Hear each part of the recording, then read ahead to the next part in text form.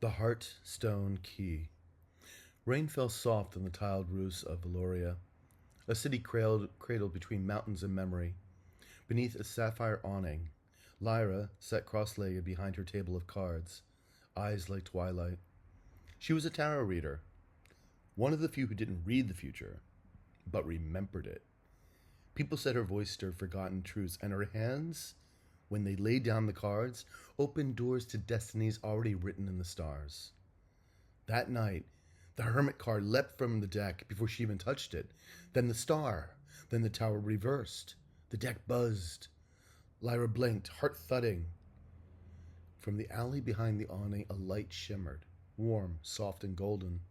An angel, faceless yet radiant, stepped from the veil of rain.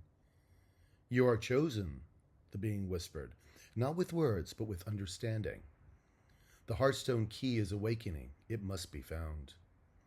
Lyra stood, pulse quickening. "Why me?" "Because you remember." The angel extended a hand, fingers like candle flames.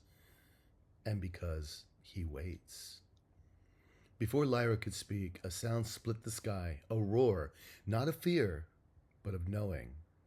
High above, wings glided through the clouds, leaving a trail of silver light. The dragon had awakened. The dragon's name was Soren, a being older than stone, who spoke through symbols and feelings.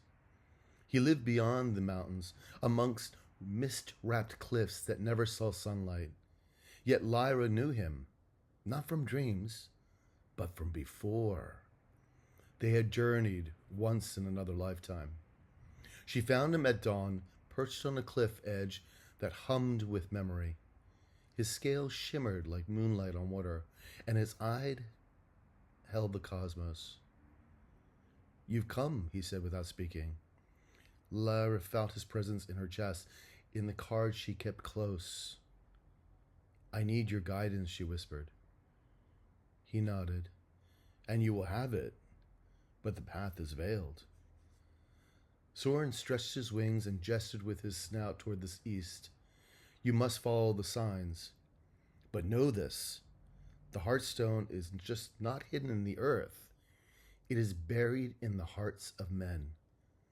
Only when it is found there will the true key reveal itself."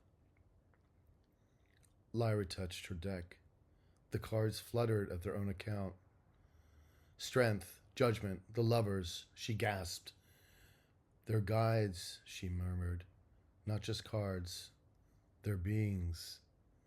Soren nodded once more, "And they walk beside you." That night, Lyra hit a circle of 7 candles and drew her cards with care.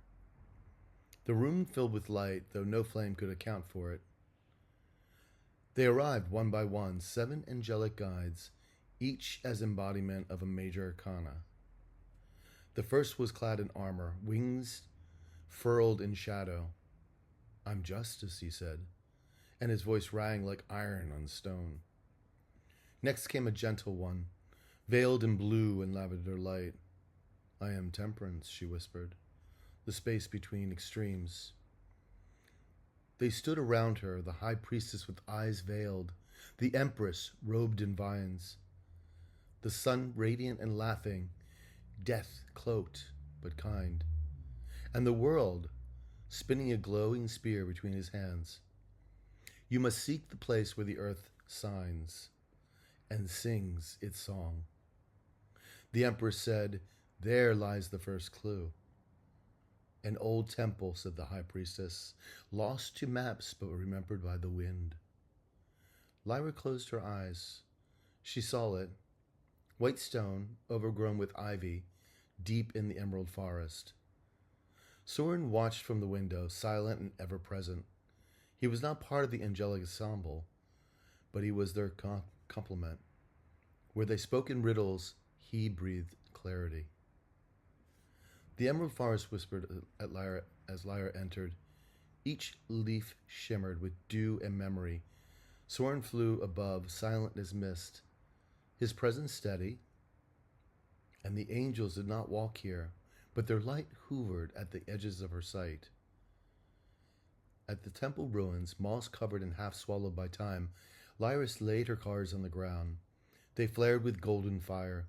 The moon card turned on its own, and from beneath the stone slab, a melody drifted upward, haunting and wordless. She knelt, pressing her hand to the earth. Suddenly a voice sang in harmony with the melody, human, low and aching. A man emerging from the trees. He was dressed in dark traveler's robes, his eyes sunken yet bright. I heard it too, he said. The song, it called me here. Lyra stared. His aura shimmered like dawn. You're a part of this. I was once a warrior, he said, but I laid down my sword long ago. My heart grew silent until now. From his chest, a faint glimmer shone. Lyra gasped. The Hearthstone, she whispered. A piece of it is inside you. Lyra reached for the man's hand, and their touch ignited a pulse of light. The song swelled, vibrating through the ruins. From the ground, a pedestal rose, revealing a crystal orb pulsing faintly like a heartbeat.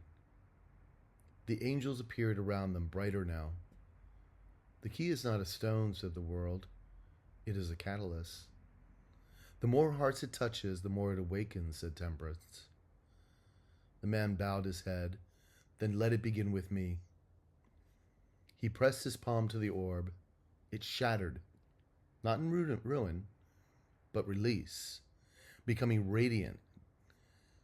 Dust flowed from his heart as uncovering it, releasing the energy within. Then into Lyra's, then outward into the air. Soren roared and roared above them, not in alarm, but in triumph. All across the land, hearts stirred. Warriors softened. Kings remembered dreams, and sons wrote songs to mothers they hadn't spoke to in years. The Hearthstone was never lost, only waiting. Valoria looked different from Lyra, as Lyra remembered. Not in stone or sky, but in energy. People smiled more. Strangers paused to help one another out. She took her place beneath the awning, and her table of cards felt less like a tool and more like an altar. The man, whose name was Kyle, stood by her side now, not as a guardian or lover, but as a soul who remembered too.